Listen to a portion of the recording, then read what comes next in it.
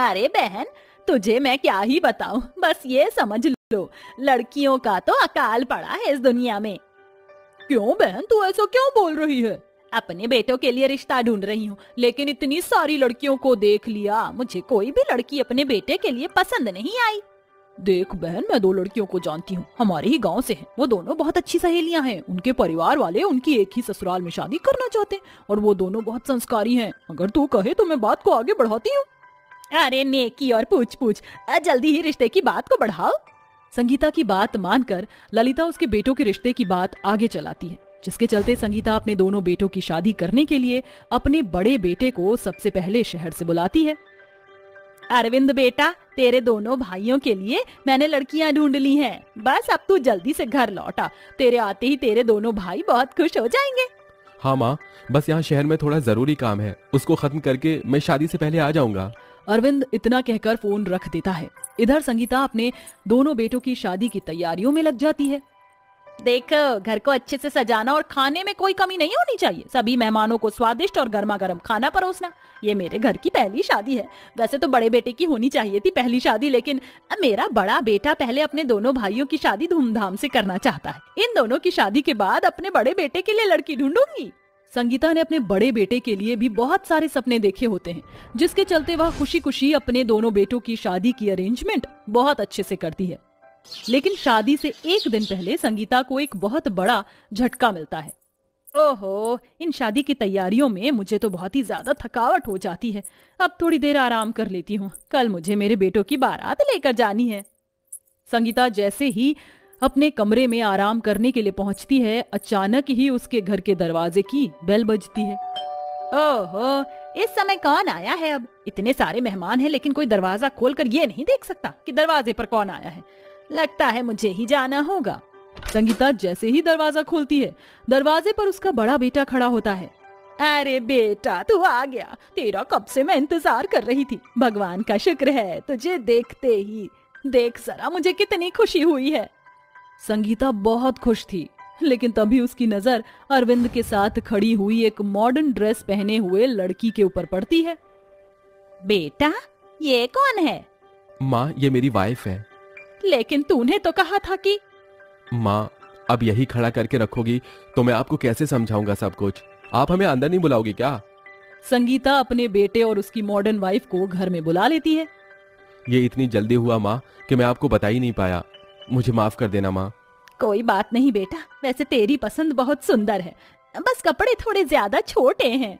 हाँ हाँ माँ, मैं समझ गया। मैं सुबह तक निकिता को समझा दूंगा। अरविंद अपनी पत्नी निकिता को अपने कमरे में ले जाता है। अगले दिन सभी लोग बारात को ले जाने के लिए रेडी होते हैं, लेकिन निकिता अरविंद के साथ देर तक सो रही होती है। तभी संगीता दरवाजा बजाते हुए कहती है, अरविंद बेटा, अभी तक तुम उठे नहीं? अरे बहू, जल्दी से नीचे आ जाओ, सभी मेहमान तुम्हारा इंतजार कर रहे हैं। संगीता की आवाज से उन दोनों की नींद खुल जाती है, जिसके बाद निकिता अपने पति से कहती है, What the hell? यार, तुम्हारी माँ को दिक्कत क्या है हम दोनों से? आज मेरे दोनों भाई की शादी है। उनकी होने वाली पत्नियों को आज इस घर में लेकर आना है। चलो डार्लिंग, जल्दी से तैयार हो जाओ। अरविंद के कहने पर निकिता रेडी होने लगती है, लेकिन वो एक हॉट ड्रेस पहन लेती है, जिसे देखकर गांव के सभी लोग उस पर हंस रहे होते हैं। वहीं अरविंद अपनी माँ के साथ मिलकर अपने दोनों भाइयों की शादी करके अपने घर उनकी पत्नियों को ले आता है, जहाँ संगीता उनका स्वागत करती है। आओ बहू, अंदर आओ, इस घर को अपना ही घर समझो। क्या बात है, हे हमरा ये ससुराल तो बहुत अच्छा है। अरे वाह भाई वाह, कमाल हुई गवा। बहुते सही बोल रही हो झुमरी, लेकिन हमका तो बहुत डर लागत है, कहीं इतना बड़ा घर हमरे ऊपर गिर गया तो हमरा तो कचुम्बर ही बन जाएगा। काहे बौखला रही हो चंदा? आओ, तुम हमार छाती से चिपक जाओ फेविकोल की तरह, तुमको कछु नहीं होगा, ये हमरा तुमसे वादा है। संगीता की बहुओं की देहाती लैंग्वेज सुनकर उसके सभी मेहमान हंसने लगते हैं, यहाँ तक कि निकिता भी। वाह जी वाह, क्या कार्टून लेकर आई है अरविंद तुम्हारी माँ। सभी मेहमान नई नवेली दुल्हन को छोड़कर निकिता से बात कर रहे होते हैं, क्योंकि वो शहर की मॉडर्न लड़की होती है। इस प्रकार सभी को वो बहुत पसंद आती है। तभी संगीता अपनी दोनों बहुओं को अपने अपने कमरे में भेज देती है। अगली सुबह, आज मेरी दोनों बहुओं की पहली रसोई की रस्म है, जाओ तुम दोनों जो तुम्हारा मन करे वो बनाओ। वैसे तुम्हारी बड़ी बहू की भी कोई रस्म नहीं हुई बहन, तो क्यों ना इसी बहाने तुम अपनी बड़ी बहू से भी कुछ बनवा ही लो। बात तो बिल्कुल सही है निकिता, जाओ तुम भी अपने हाथों से कुछ बना कर ले आओ। ओह गॉड, आपको क्या लगता है मैं कोई बावर्ची हूँ जो आप सभी के लिए खाना बनाऊंगी? मैं एक पढ़ी लिखी समझदार लड़की हूँ, इसलिए ऐसी बकवास चीजें मुझे सूट नहीं करने वाली। निकिता की बातें सुनकर सभी औरतें हैरान हो जाती हैं। वहीं निकिता ऐसा कहकर अपने कमरे में आराम करने चली जाती है, जिसके बाद संगीता की दोनों गवार बहू बहुत स्वादिष्ट खाना बनाकर लाती हैं। अरे संगीता, तेरी दोनों बहुओं ने तो बहुत स्वादिष्ट खाना बनाया है। हाँ, मॉडर्न बहू से तो काफी अच्छी है। सब लोग चंदा और झुमरी की तारीफ करते हैं, लेकिन फिर भी संगीता को अपनी बड़ी बहू से फिर भी लगाव होता है, जिसके चलते अब निकिता घर में ही किटी पार्टी करती रहती है। तेरा घर तो काफी अच्छा है, यहाँ कोई डिस्टर्ब नहीं करता। सही किया रिया, वरना तो हमारी सास और नंद हमें सारा दिन उल्टा सीधा सुनाती ही रहती है। क्या बात कर रही हो? मुझसे मेरी सास और मेरी दोनों गवार देवरानियां कुछ कहकर दिखाएं, मैंने उनको नचनिया ना बना दूं तो मेरा नाम बदल देना। निकिता की बात सुनकर वो तीनों जोर से हंसने लगती हैं। तभी वहां पर संगीता आती है। ओहो, ये क्या चल रहा है निकिता? तुम ताश खेल रही हो? छी छी छी छी। आ गई एक और गवार। जाओ, चली जाओ यहाँ से, तुम्हारा यहाँ कोई काम नहीं है सासू माँ। संगीता को अपनी बहू की कही बात बहुत बुरी लगती है। वहीं दूसरी तरफ संगीता की दोनों गवार बहुएं ये सुन लेती हैं।